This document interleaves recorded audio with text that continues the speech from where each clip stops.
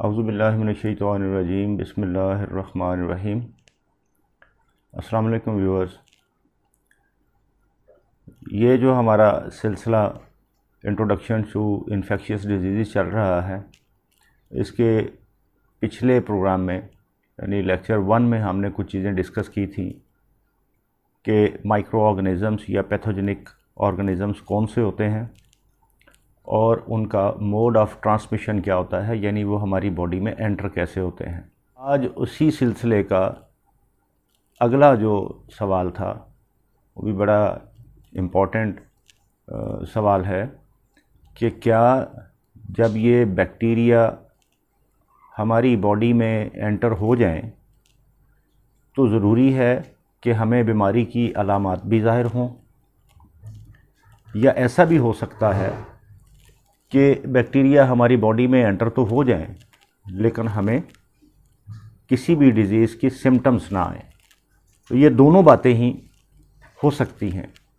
अब ये जानना ज़रूरी है कि ये दोनों बातें दुरुस्त क्यों हैं कि जब बैक्टीरिया हमारी बॉडी में एंटर हो जाएं और हम बीमार भी ना हों, ऐसा कैसे हो सकता है। तो इस बात को समझने के लिए एक हमने डेफिनेशन की इन्फेक्शन की। इन्फेक्शन का मतलब क्या है कि जब कोई माइक्रो ऑर्गेनिज़म या पैथोजेनिक ऑर्गेनिज़म हमारी बॉडी में एंटर होता है तो इसको इन्फेक्शन बोलते हैं। अब ये इन्फेक्शन दो तरह की है। अगर तो वो बैक्टीरिया हमारी बॉडी में एंटर होने के बाद किसी डिज़ीज़ की सिम्टम्स भी प्रोड्यूस करना शुरू कर देता है तो इसको कहते हैं सिम्प्टोमेटिक इन्फेक्शन, यानी pathogen is present in our body and that also producing symptoms. दूसरे केस में ये हो सकता है यानी कि कोई पैथोजेनिक ऑर्गेनिज्म हमारी बॉडी में एंटर तो हो गया बट सिम्टम जाहिर नहीं हो रही, तो इस तरह की इन्फेक्शन को कहेंगे एसिम्प्टोमेटिक इन्फेक्शन, यानी pathogen is present in our body but no symptoms of any disease. इस बात को समझने के लिए कि ऐसा क्यों होता है, एक ऑर्गेनिज्म है और दूसरा होस्ट है। होस्ट मीन्स वो पर्सन जिसमें वो बैक्टीरिया एंटर होकर उसको डिजीज प्रोड्यूस कर रहा है। अब ये दो चीज़ों पर डिपेंड करता है। अब हम दोनों को अलग अलग देख लेते हैं। पहले हम देखते हैं इसको from the organism perspective. Organism के लिहाज से इसको देखते हैं कि वो ऑर्गेनिज्म या पैथोजेनिक बैक्टीरिया जब हमारी बॉडी में एंटर हो और फिर वो बीमारी पैदा ना करे, ऐसा क्यों हो सकता है।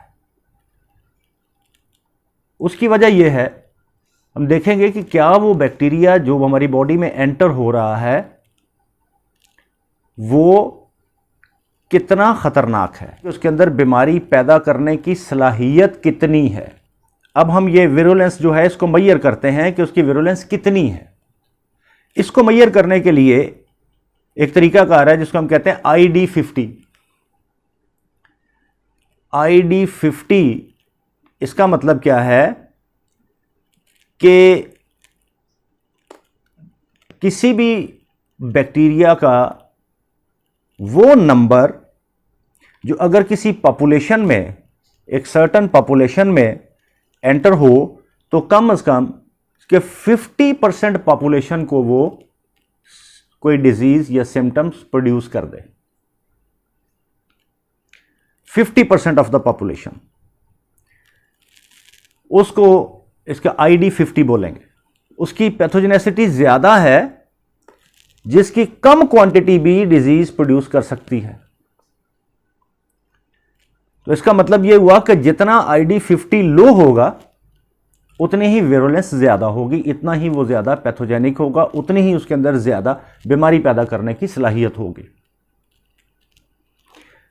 दूसरी बात वो ये होता है कि वो बैक्टीरिया कुछ ऐसे हमारी बॉडी में एंटर होने के बाद टॉक्सिन्स प्रोड्यूस करता है। फॉर एग्जांपल एक्सोटॉक्सिन्स हैं, एंडोटॉक्सिन्स हैं, या फिर उन बैक्टीरिया कुछ बैक्टीरिया ऐसे भी होते हैं कि जो एक अपने इर्द गिर्द कैप्सूल बना लेते हैं ताकि वो होस्ट की बॉडी के डिफेंस सिस्टम से बच सकें। तो ये डिपेंड करेगा कि जो बैक्टीरिया हमारी बॉडी में एंटर हुए हैं वो किस तरह के एक्सोटॉक्सिन्स या एंडोटॉक्सिन्स प्रोड्यूस कर रहे हैं, या वो कैप्सूल फॉर्मेशन है कि नहीं है। यानी इसको हम कहेंगे कि ये विरुलेंस फैक्टर्स हैं। तो दो चीज़ें हो गई कि नंबर एक, उनकी क्वांटिटी कितनी है, यानी number of pathogens in the person और होस्ट, एक ये, और दूसरी बात विरुलेंस फैक्टर्स उसके कैसे हैं।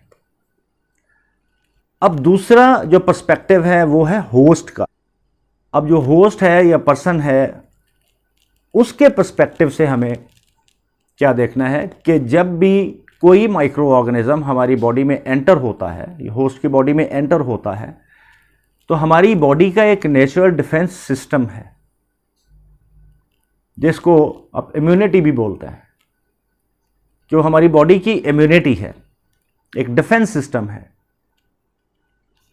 वो उन पैथोजेंस के अगेंस्ट लड़ाई शुरू कर देते हैं, समझ लें एक जंग शुरू कर देते हैं। और कोशिश ये होती है कि हमारी बॉडी जो है वो किसी तरीके से इन पैथोजेंस को या हमारे अंदर सिम्टम प्रोड्यूस करने की जो इनकी सलाहियत है उसको ख़त्म कर सके, यानी बैक्टीरिया को मार दे।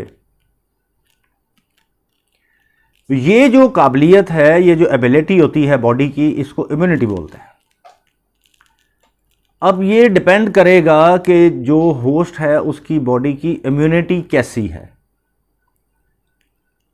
जिनके बॉडी की इम्यूनिटी स्ट्रांग होती है, एक्टिव इम्यूनिटी होती है, उनको बोलते हैं इम्यूनो कॉम्पिटेंट पर्सन्स। और जिनकी समटाइम किसी भी वजह से, किसी और बीमारी की वजह से या किसी और फैक्टर की वजह से उनकी बॉडी की इम्यूनिटी अगर इतनी अच्छी नहीं होती या इम्यूनिटी लो होती है, उन लोगों को इम्यूनो कॉम्प्रोमाइज्ड पेशेंट्स भी कहते हैं या इम्यूनो कॉम्प्रोमाइज्ड होस्ट है। तो ये डिपेंड करेगा कि अगर एक ऐसा बैक्टीरिया या कोई ऐसा पैथोजन जो विरुलेंट तो कम है लेकिन ऐसी बॉडी में एंटर हुआ जो इम्यूनो कॉम्प्रोमाइज्ड है, तो वो उसमें डिजीज पैदा कर सकता है। और इसका वाइस वर्सा भी हो सकता है कि अगर कोई ज्यादा विरुलेंट है लेकिन किसी ऐसे होस्ट में एंटर होता है जो इम्यूनो कॉम्पिटेंट है, यानी जिसकी बॉडी की इम्यूनिटी काफी बेहतर है, स्ट्रॉन्ग इम्यूनिटी है, वहां पर वो भी सिम्टम प्रोड्यूस ना कर सके। तो ये डिपेंड करता है दो फैक्टर्स पे। नंबर एक, बैक्टीरिया या पैथोजन के विरुलेंस कितनी है, उसके अंदर डिजीज प्रोड्यूस करने की सलाहियत कितनी है, और दूसरा होस्ट की इम्यूनिटी का लेवल क्या है। तो अब हम ये बात समझ चुके हैं कि ऐसा भी मुमकिन है कि बैक्टीरिया हमारी बॉडी में मौजूद हों लेकिन वो सिम्टम प्रोड्यूस ना करें, उसकी क्या वजह है, और अगर प्रोड्यूस करते हैं सिम्टम्स और हमें बीमार करते हैं तो उसकी क्या वजह है कि या तो हमारा बॉडी का इम्यूनिटी लेवल कमज़ोर है और या जो पैथोजेनेसिटी है या विरुलेंस है ऑर्गेनिज्म की वो ज़्यादा है।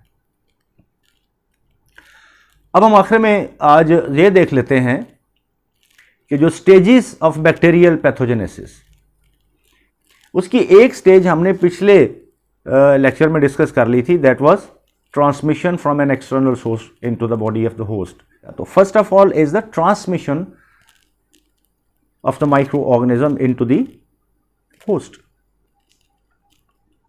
अब जैसे ही वो हमारी बॉडी में एंटर होगा तो अब सबसे पहले वो उसकी कोशिश ये होती है कि जो बॉडी का डिफेंस सिस्टम है, जो प्राइमरी या फर्स्ट लाइन डिफेंस सिस्टम है, उसको वो किसी तरीके से बाईपास करके गुजर जाए।